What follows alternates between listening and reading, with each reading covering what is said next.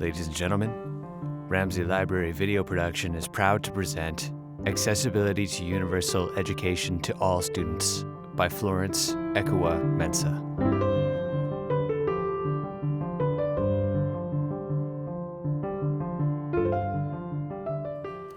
Hello everyone, good afternoon. Welcome and thank you for being here. My name is Dr. Thais Ruffin. I'm the Interim Director of Africana Studies here at UNC Asheville. It is indeed an honor to introduce our brown bag speaker today, which is Mrs. Florence Ekua-Mensah. I had the opportunity during my Fulbright in 2017-2018 to work with Mrs. Mensah at her university, the University of Education Winneba, in her department, the Department of Special Education. We collaborated with research and we even published an article together in September of 2018. So it is indeed an honor to welcome her here to my home institution, the University of North Carolina, Asheville, where she is our Fulbright visiting scholar for 5 months on a professional development grant. So again, thank you all for being here, and the incomparable and wonderful Mrs. Florence Ekua-Mensah.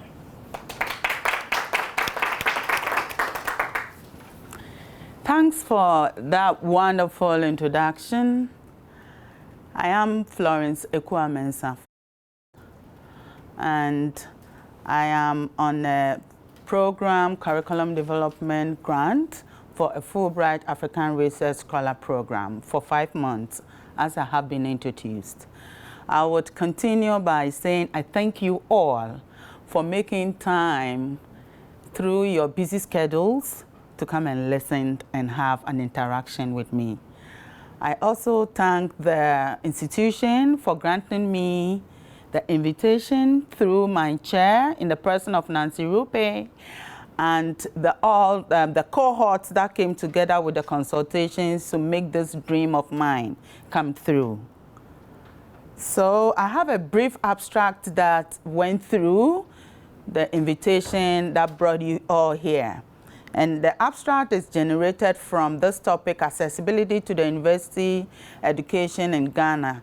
Looking at a universal education in Ghana, University of Education Winneba took the lead to set pace for individuals with exceptionality to be able to be educated. So that brought about this topic, accessibility to universal education in Ghana, the role of the Department of Special Education, University of Education Winneba, Ghana, West Africa. Education, as we all know, is a fundamental resource now, that without education, we are sort of bound to be out of scope in terms of our businesses, our independent living, our way of interaction, and our entire life. It has therefore become a mandate for every government or state to find ways and means of putting its citizens in educational setups through the ladder. And for Ghana, we talk about the basic education through the basic level, the senior secondary level, and then the tertiary level. Ghana attained its independence in 1957, and from then, it has always fought and struggled to grant access to education to its citizenry through the various ladder. It cannot do this, or no state can achieve education for all without going through basic policies and laws. So on the abstract, we have bullets of certain years that Ghana went through, beginning with its constitution in 1992, and then the Children's Act in 1998, and then we have the Disability Law of 2006, and it continues till now. Ghana, by this September, as we are approaching, is envisaging to go all-inclusive for all the public schools there. And then this means that whatever it is, an exceptionality you have as an individual, throughout the ladder, especially the basic education level, you are granted access to education with no limitations. This presentation will go through this outline where we will look at where Ghana is from the West African map, and then some outline tertiary institutions, and then we will look at the University of Education, where I'm coming from at a glance. And then I'm a faculty member in the Faculty of Educational Studies in the Department of Special Education. Then there are 4 units in the Department of Special Education, which are the education of the intellectually disabled, the education of the hearing impaired, education of the visually impaired, then the unit for community-based rehabilitation and disability studies. We will look at some traditional special schools in Ghana, because I am of the view that though inclusion has come to stay, and Ghana is ready to go all-inclusive by September, there are still certain conditions of exceptionalities that will not be able to fit successfully in the mainstream school. So there is a need to look at certain traditional special schools, which will still be available for degrees of exceptionalities that cannot fit in the regular mainstream. Then, as a special educator and a professional teacher, I would love to share a few tidbits for us all to take along whilst we leave this premises. Sure, there should be a conclusion, and I cannot complete the story without acknowledging certain important personalities in this journey of mine. So this is myself. I'm married with 4 children. My eldest is a daughter, and she is a midwife currently on rotation. And then the 3 are triplets, and they are boys. They are 9 years old. I had my beginning education experience in Ghana, and then currently I'm a senior lecturer in the Faculty of Educational Studies in the Department of Special Education. And I am on my PhD program pursuing special education currently. So as a mandate of a faculty member in Winneba, where I am, we have 3 principles that guide our practice. I'm supposed to teach, do publications, and offer community service. And then, yes, life must go on as an individual. So I have ways and means of having some kind of fun, socializing. And these are through Rotary activities. So I am a Rotary member of the Winneba Rotary Club. So this is a gallery of my family. That is my husband and I. And then I'm from a family of 10. We lost 1, so we are 9. And then the 2 who are in blue there are nephews. The fair is my nephew. The dark is my husband's nephew.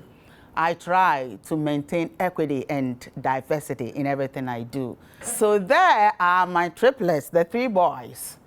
And then there is my sweet girl. So that is the family gallery. Then, as I said, my core mandate is to teach the very first one. So these are the courses I teach in the University of Education within the Department of Special Education. I teach learning disabilities, assessment, and special educational needs. Then I teach pre-internship, which is on-campus teaching practice, because I was a professional teacher before enrolling as a faculty member in the department. Then I also teach advanced child and family assessment and do some evaluations. Then my favorite, assessment and remediation of reading problems. I do that as a hobby. It has become part of me now. Everywhere I go, that is what I dream of, because I am of the view that reading and writing are basics to survive in the field of academia. So I have developed this flair to make sure I create strides in that area.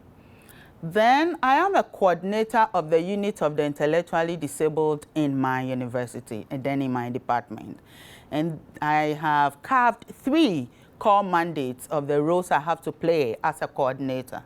So I am a chief advocate of the unit, and then I have to meet with the head of department regularly and also help in suggesting appropriate textbooks, journals, literal materials that are necessary for the students that come in to read that course. Then, remember I said I had 3 core mandates. So the second one is publication.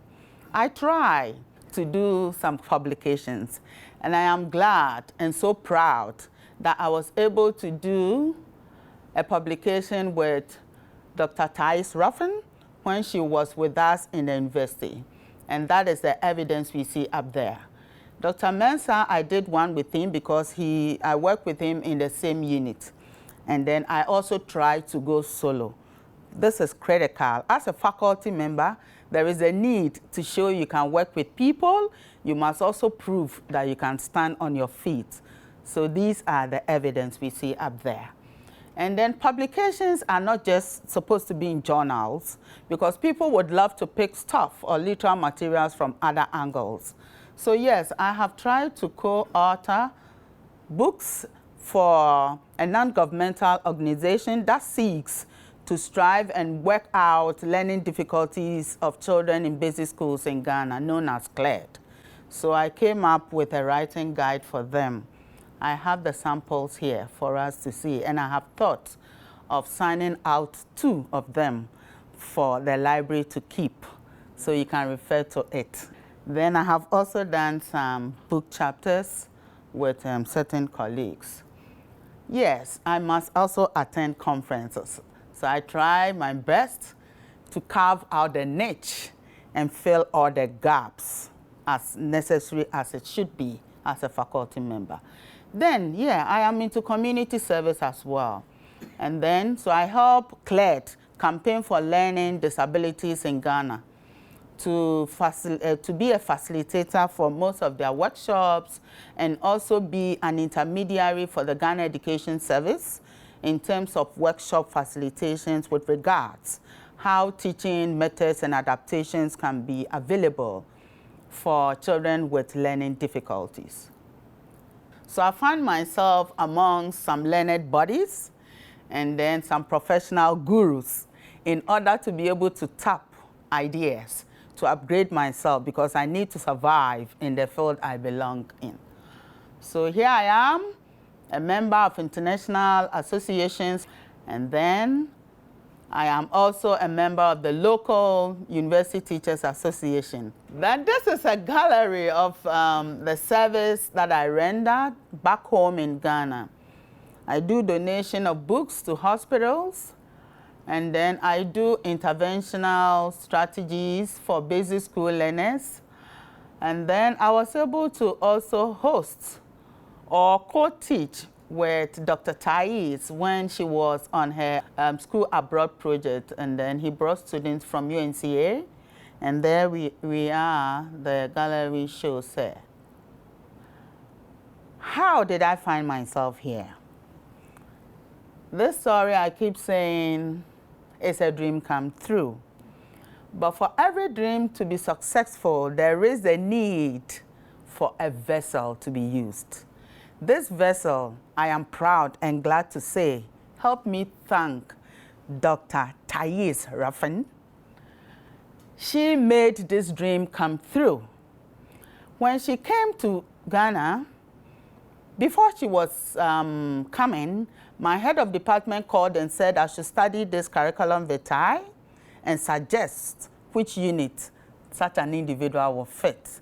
When I read through her credentials, I said, I'm going to grab her. She is going to be my dream, because I saw a lot of things in the CV that I was interested in. And then they said, all right, when she comes, you take care of her, and then you make sure you work closely with her. Then I just did the sign of the cross and said, God, thank you. And so there she came for the 2017-18 academic year as a Fulbright scholar. She was teaching amongst other activities. And so we worked together and we co-taught certain courses. We did a lot together. And then I studied her critically and found out we had so many things in common. So when the idea came up and then the publication came up, she gave out the link and then we placed it on our faculty website. I waited for some time and then was tracking other faculty members, realized that nobody attempted to fill or apply for the scholarship. And then I told myself, this friend of mine, I'm going to do this just to make her happy. I said to myself, I was going to apply to make her happy. Meanwhile, she didn't even know I was applying. So I took up the challenge and then went through the application. And then there, what I was doing, thinking to make her happy, has brought me to the States. A dream I never knew how would ever happen. So now I ended up making myself happy, thinking I was going to make you happy. Thanks for being that vessel, Dr. Thais. She couldn't have done this alone, so she needed to collaborate with her chair. And that was in the person of Dr. Nancy Rupe, currently the chair of the Department of Education. They collaborated and did all the consultations and sent me an invitation letter, and there I came. So on the 1st of August, I arrived around 6:30 p.m. at the airport and was picked up by my chair. What an honor that was. And I would want to use this opportunity to say that there are a lot of options for these Fulbright applications. I tried to sample a few there for us, since this will be available in the library series for people to look at later on. Try your hands at them. For U.S. scholars, these are some of them. And then for visiting scholars like me, you would realize that I fitted in the third bullet, the Fulbright Visiting Scholar Enrichment Program, because that is where I was eligible. And then you could contact Current Affairs, United States, here, and for all other information to be able to be part of this family.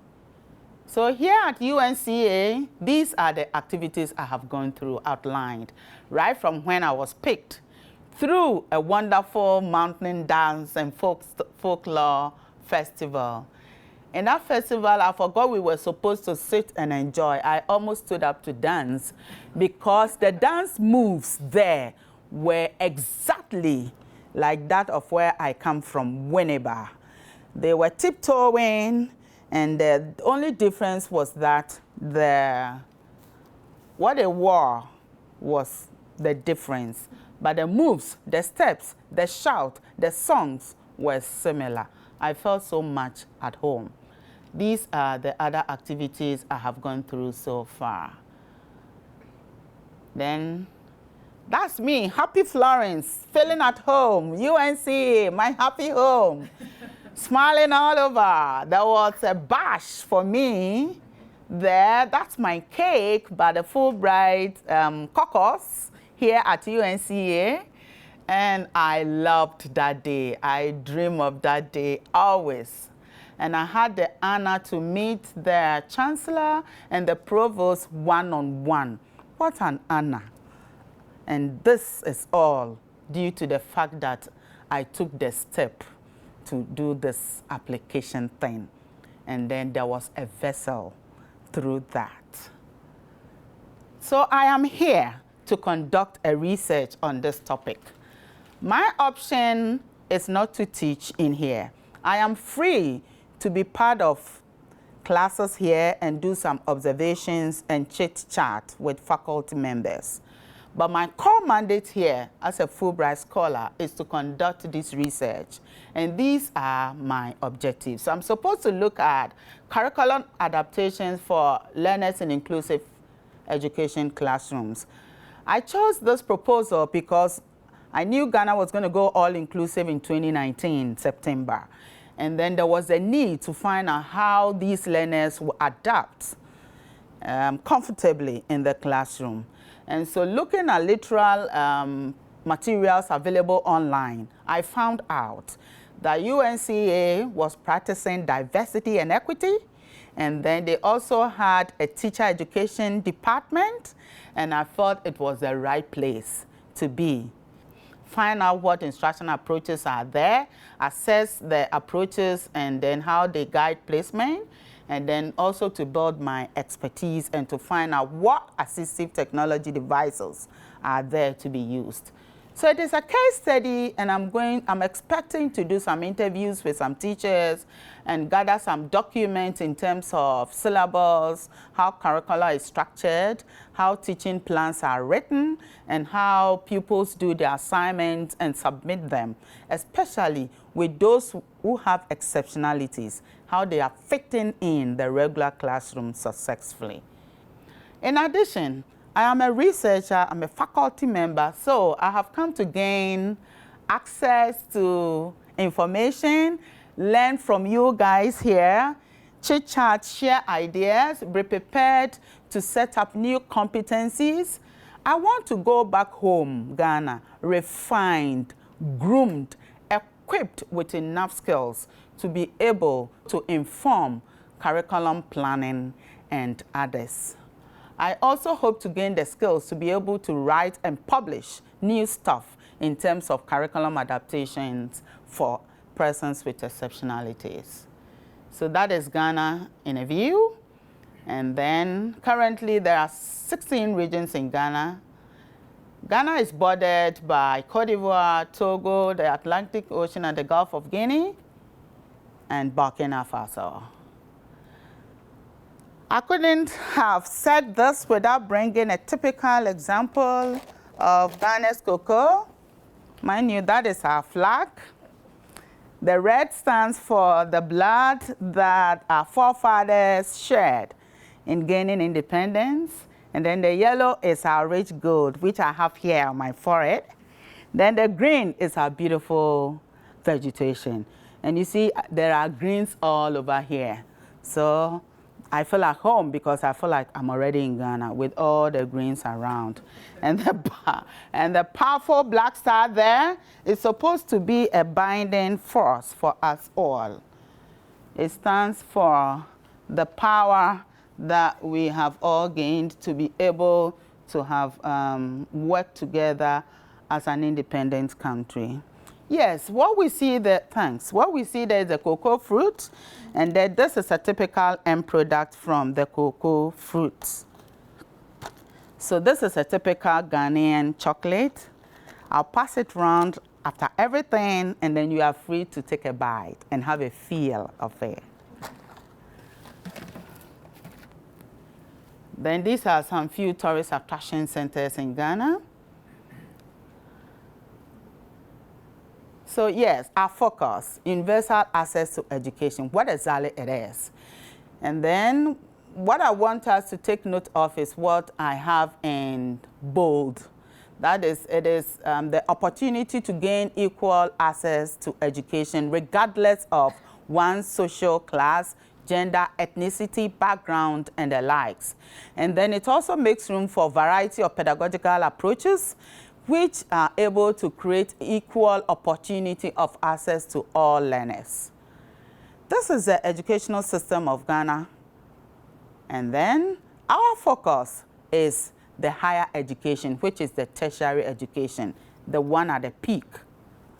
And these are samples of some public universities in Ghana. So you can see University of Education Winneba there, and that is my focus. So that is my university, University of Education Winneba. It was started in 1992 and then has this mission to train competent professional teachers for all levels of education, as well as conduct research, disseminate knowledge, and contribute to educational policy and development in Ghana and the world at large. And so there are 4 divisions of the university, and then being ruled by 1 vice chancellor. And so that is my department from the Faculty of Educational Studies. And then this is what we do as a department. We are supposed to teach pupils and students with special educational needs in special schools and inclusive classrooms. And we are supposed to provide services to them, assess these children to be independent adults to be able to survive, and also to provide rehabilitation services for persons with disabilities, and then to train others to become professionals in sign language interpretation and Braille transcribing. You need to have been an SS certificate holder, a teacher, a social worker, a parent, or a person interested in working with persons with disabilities to be able to gain admission to read special education at the degree level in University of Education. And then we have a sandwich and a regular or full-time program. Sandwich is when students have normally gone on break. So during vacation, there is still school for parents, social workers, and other persons who have gone on vacation to be able to acquire a degree in special education. So there are 4 units in the Department of Special Education: education of the intellectually disabled, visually impaired, hearing impaired, and then the community-based rehab and disability studies unit. So the units in the department are supposed to serve students who have come into the university with exceptionalities. In the University of Education, there are students who are deaf, totally deaf, partially deaf, visually impaired in all the degrees. And there are persons with speech defects. And then there are also those with physical deformities.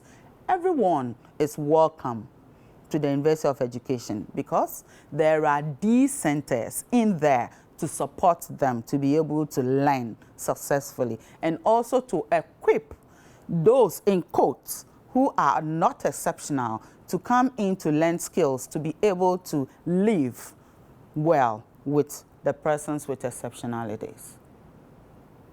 So this is the first unit, education of the intellectually disabled. And then these are some of our core mandates. That is the Center for Reading Intervention for individuals with learning disabilities from the basic schools. And then it serves as a center for students on campus to also come in to get professional assistance and to seek literal advice in terms of assignments on campus. The statistics there shows the number of participants that access the center from 2006 to 2018.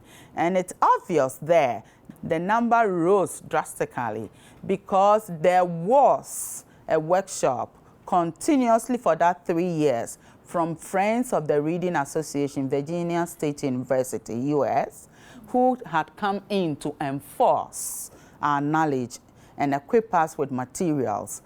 Then the Center for Hearing and Speech Services was also established right from 1972, when the university was not on its own, when it was a college back then.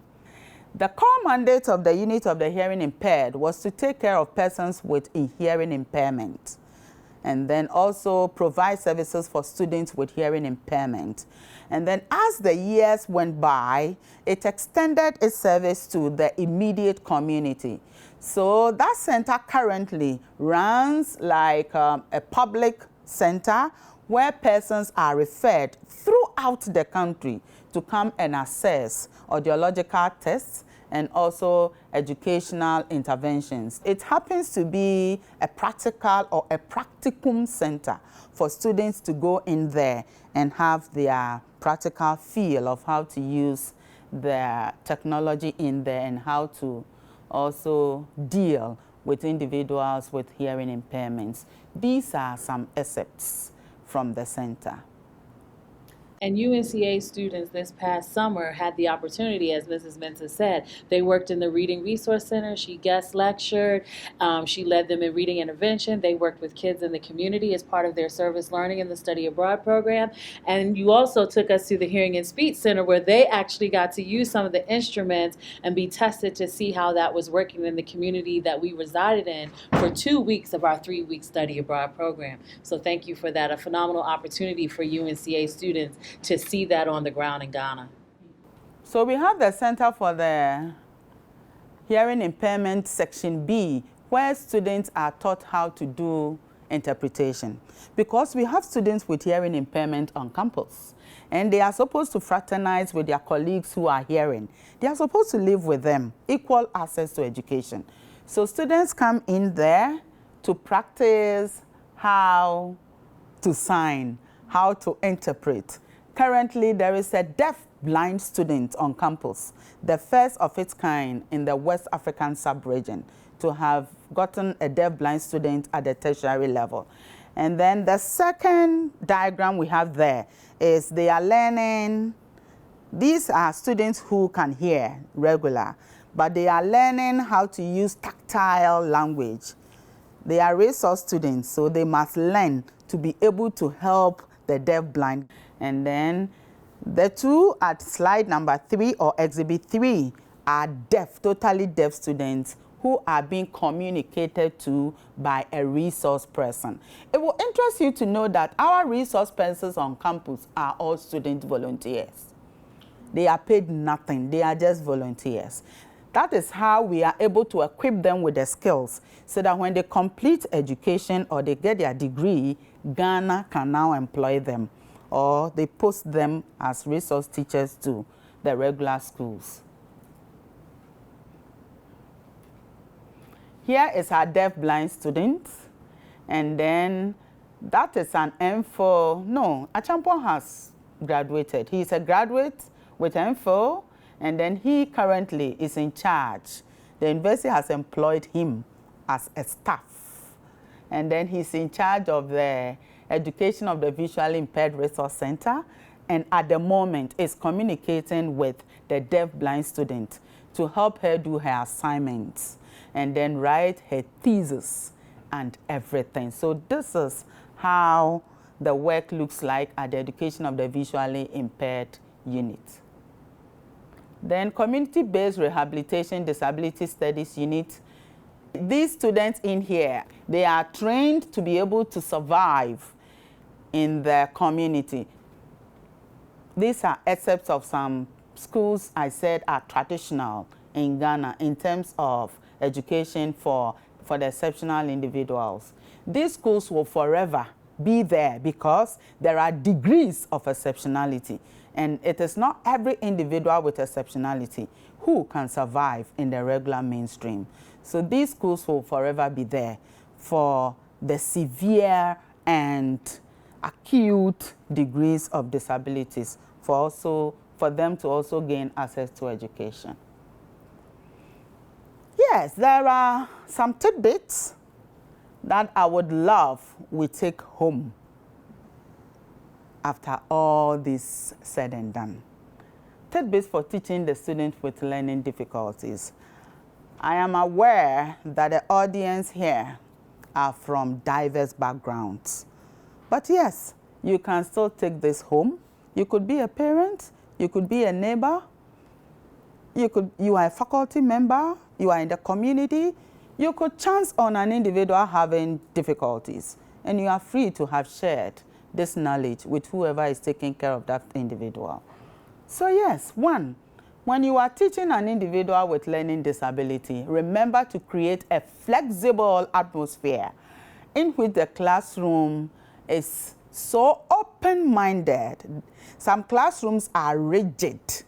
You go into the classroom and you dare not smile because the lecturer is not smiling. The lecturer is not accommodating. The lecturer is not open.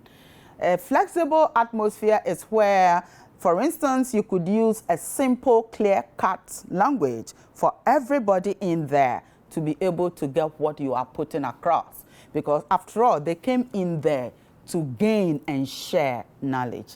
Then the second tidbit I would want us to take home is be as accommodating as possible, letting your students know your free period. I think I'm a victim. I have always told myself, I don't want to have accommodation on campus. And then when I'm asked, the first thing I say is, students will come in there bothering me. Madam, I don't understand this. And you see, so this one goes for me. And then I think I have someone here who is like me. But it doesn't mean I don't open up for students. I tell them when I am free. What I do is I try to be on the common platform with them. We create this WhatsApp group, and then for every course I teach, I am on the platform with them. So by the time I am coming for lectures, what I'm supposed to teach is already there. And then the objective to achieve for the day is also stipulated there. So we begin conversation on the platform before I come in to teach. And then by the time I am done, I still open up conversation on the platform and say it is strictly for the course and no other social activities. So we solve individual problems, questions, we interact, and then we share knowledge on the platform. That is what I'm talking about in terms of how one could also accommodate your students. Then 3, encourage, create, and be part of the educational platforms in terms of the Google Docs, in terms of the Twittering. I tell my students that for me, social media is more of a learning platform than what they mean by social media back home. But when I come in, the first thing I do is, if you have your phones, let me see them. I will never say put your phone off. I have never done that. So everybody brings his phone out, and then the next instruction is go to this website. Then that is where you hear, Madam, I don't have data. I don't have data. As I said, no, let's log on to the Wi-Fi. If we are lucky and it is strong, I do my teachings considering data from the globe, from the web. And then I encourage them that, you see, for me, this is what you should be using your phones for. And then when you get tired and you want to ease out tension, then you go ahead and fidget with it when school is over. Then finally, as a special educator and a professional teacher, I target holistic teaching anytime I am teaching. That is why after preparing this presentation, I asked myself, this is more of abstract. What am I going to take along for manipulation? How am I going to target the sense of taste? So I remembered and brought out my chocolate. How am I going to target the sense of hearing? Then I was going to play an audio, but by the time I was climbing up there, I think I had issues with it. So I couldn't target the sense of hearing. But whenever you are teaching, target a multisensory approach where the learner that can hear will benefit. Those that visualize in terms of learning should benefit. Those who learn well by having a feel in terms of tasting. So we have to be careful with the taste here. You don't taste anything, and you must taste at the right time. That is why I said, when we are done, we will taste. Because when we taste, the learning cannot go on. And then also allow for manipulations. So for manipulations, I have some exhibits here from Ghana, which would go around for manipulations. And I think now this can also go around. You could just take a bite, open it and take a bite. And so I would want to acknowledge the United States of America for granting me this opportunity to be able to have come up here. They needed an institution, and UNCA came up. Dr. Thais was there, and then my chair, the chancellor, the provost, faculty. My faculty is like my home, my family. Everybody is welcoming, and the entire university community. And then, yes, I needed to be granted permission from home. So there's several letters my VC wrote. My finance officer granted me leave. So folks, embark on this journey. And then the Fulbright alumni in Ghana was of help. UNCA had a bash for me. UNCA Fulbright, thumbs up. And then my host, Dr. Thais, and my chair. My family has been of great support because currently my husband is taking care of those 3 boys, hitting him here and there. And then I also took information from the staff back home from my department. I would want them to also know I remembered and acknowledged them. So this is where we draw the curtains.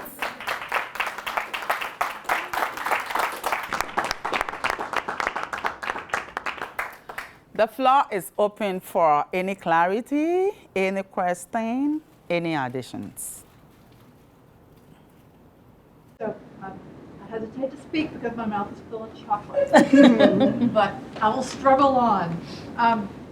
I'm really struck by the hands-on learning that your students do in providing services for the students with disabilities in the university. And I'm wondering if you find from that, at first thought, my hesitation is that the role will be that of the helper and the helped rather than colleagues. But I also know that people are people, and many times friendships are formed from relationships that start in unequal measures, right?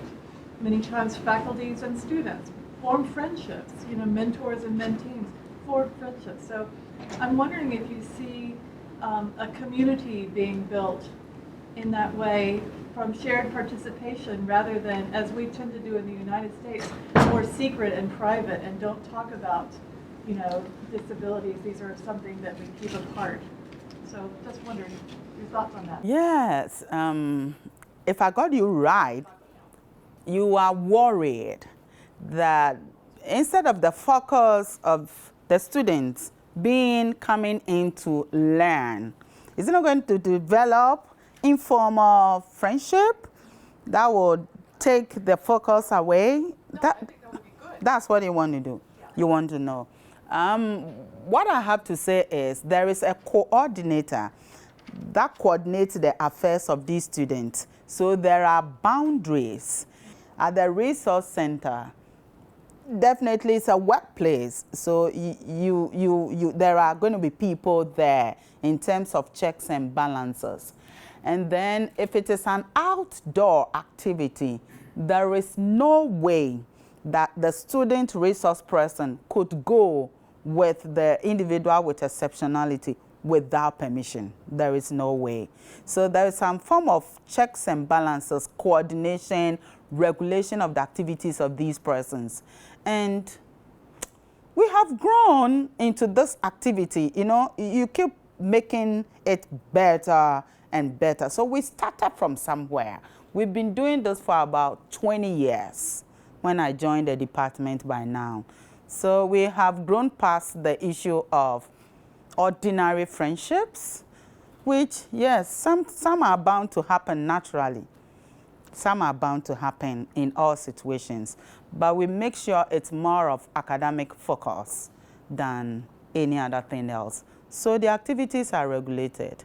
And it's a very successful service that's been going on for the past 20 years. Wonderful. Thank you so much. I wondered too the sustainability with that, because as I think about the special ed department as an academic unit, basically managing an office of accessibility for an entire university, where at UNC Asheville, no academic unit or discipline manages such an office. Like Carolyn, for us manages that, but it's not in the Department of Education that is actually doing that. So I wonder, at UEW, is that sustainable in that not only is it a department where people can get a degree in special education, but it's also a place that provides the resources that you mentioned, accommodations, modifications for every single student in the university. So if they're doing math education, they come through the Department of Special Ed's center. If they're doing physics, if they're doing home economics, I don't know if that's sustainable. I'm just curious, what are your ideas about the sustainability of a academic unit managing basically an office of accessibility for an entire university? Okay, thank you. What I have to say is we've been having challenges. There is no natural settlement that has no challenge. Every practice has its setbacks. So some of our challenges are that, yes, other persons with exceptionalities out of the campus have realized that their colleagues are getting some kind of support. They are coming out with their degrees. They are having their postgraduate programs, and they are moving up.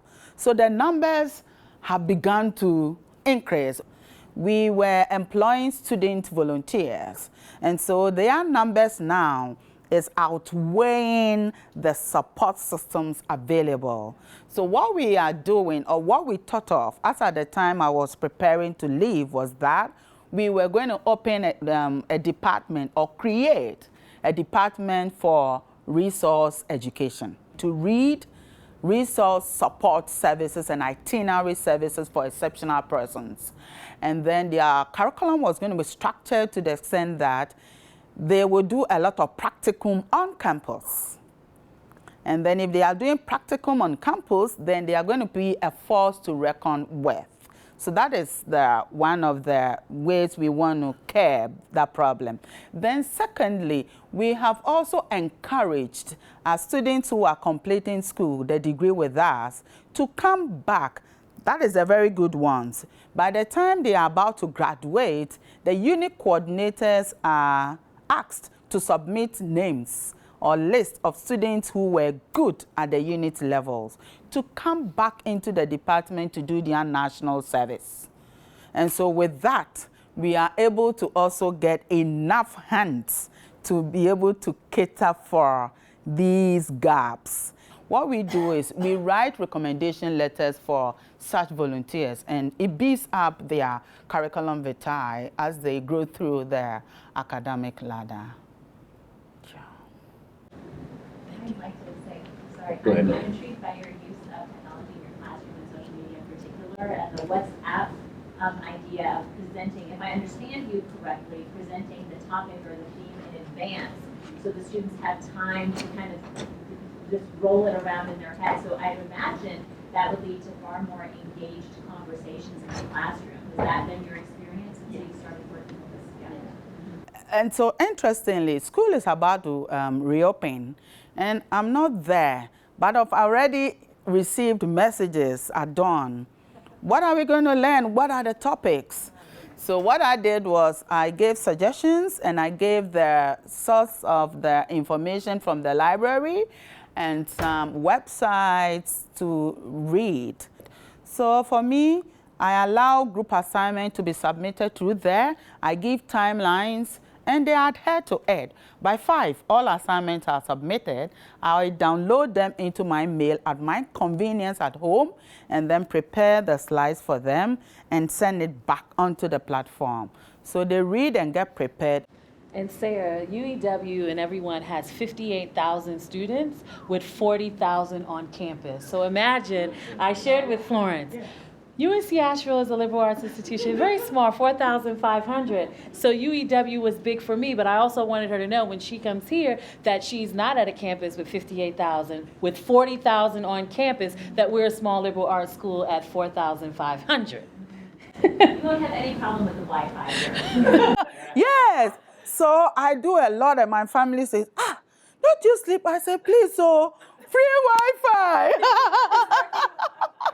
So I'm sending assignments, I'm sending literal materials to my students and other faculty members. When I meet them, I just send the link. And sometimes I download and send, yeah. I was going to ask, the education system then is a free public system for students all the way up throughout out of high school. Is university government supported, or is it tuition based? Yeah, university in Ghana, the public ones are government supported with GET Fund. Yes, they are government, and then you would have to internally generate funds to support the GET Fund from the government. So the University of Education, for instance, runs or offers distance programs, a lot of them. And so we do Saturday programs. We even offer Sunday programs.